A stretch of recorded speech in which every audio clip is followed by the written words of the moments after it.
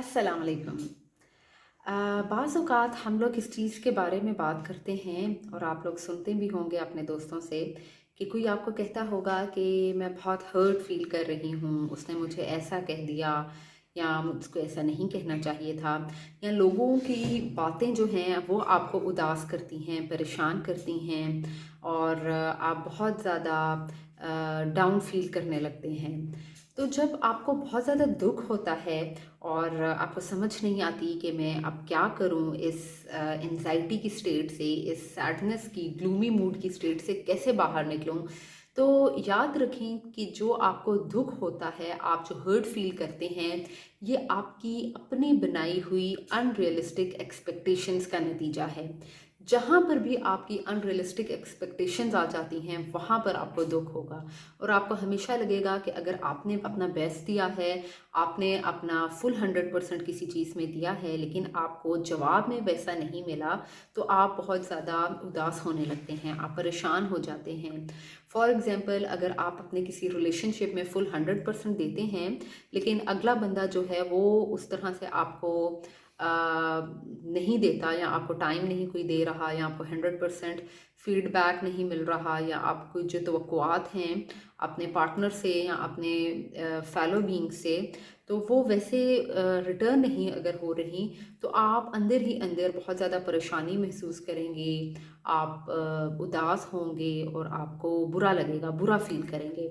तो अगर आपने अपने इस दुख को दूर करना है, अपने अपने आप ये चाहते हैं कि आप हर्ट ना हो, तो सबसे पहले तो अपनी जो अनरियलिस्टिक एक्सपेक्टेशंस हैं वो दूर करें। ठीक है, क्योंकि रिलेशनशिप्स में जहाँ पर एक्सपेक्टेशंस आ जाती हैं, वहाँ पर इसका मतलब है that is not a true relationship. आप अगर अपना 100% दे रहे हैं, तो ये उम्मीद ना रखें कि अगला बंदा भी आपको देगा। अगर आपने किसी के कोई गिफ्ट में कोई बहुत अच्छी कोई कीमती चीज़ दी है, तो मत ये एक्सपेक्ट करें कि वो भी आपको वैसा ही रिटर्न करेगा, क्योंकि अगर आपने ऐसी एक्सपेक्टेशंस रखी और वो बंदा जो है उस पर पूरा ना उतरे, तो आपकी अपनी जो हेल्थ है वो इससे इफ़ेक्ट होगी, आपकी साइकोलॉजिकल हेल्थ इससे इफ़ेक्ट होगी और आप बुरा फील करेंगे, आप हर्ट होंगे और आप एंजाइटी का शिकार होंगे।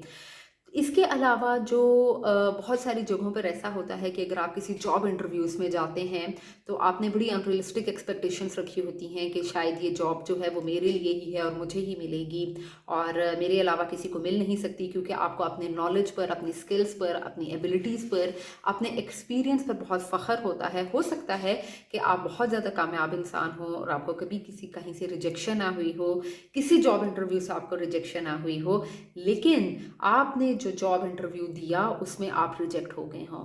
तो जो आपने अनरियलिस्टिक एक्सपेक्टेशंस पाली थी, जो आपने सोचा था कि ये जॉब मेरे ही लिए है, वो आपकी फिर वहाँ पर टूटती हैं और आपको बहुत बुरा फील होता है।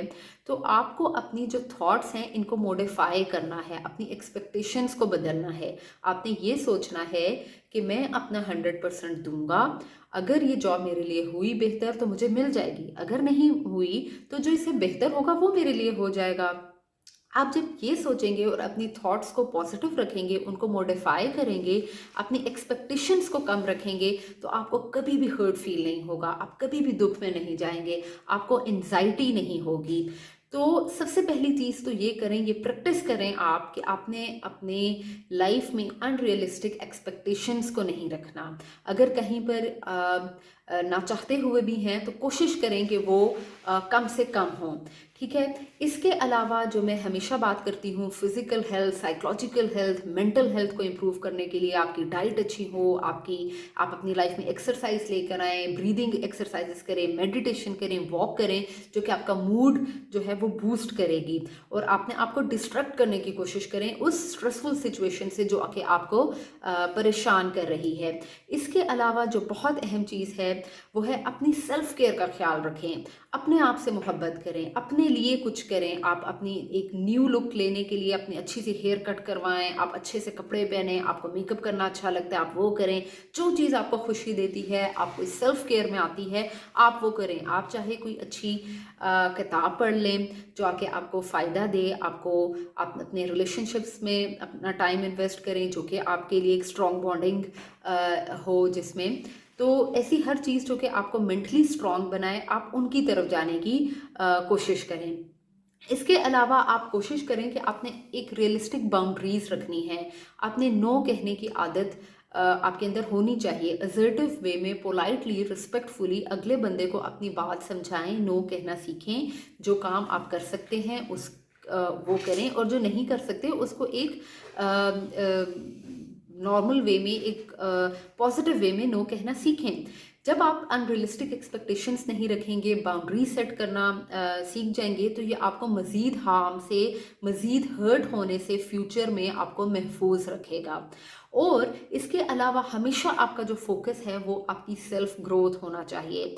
आपका फोकस जो है आपकी अपनी पर्सनल ग्रोथ होना चाहिए। ऐसी जो चीज़ आपको लॉन्ग टर्म में आपकी वेल बीइंग को इफ़ेक्ट करे, आप पॉजिटिवली इफ़ेक्ट करे, उसको अपनी लाइफ में लेकर आएँ। चाहे वो कोई किताब हो, चाहे कोई वो इंसान हो जिसके साथ आपको बैठना अच्छा लगता है, आपको उसकी बातें सुनना अच्छा लगता है, चाहे वो कोई टेलीविज़न का प्रोग्राम है, आप उसको अपनी लाइफ में शामिल करें।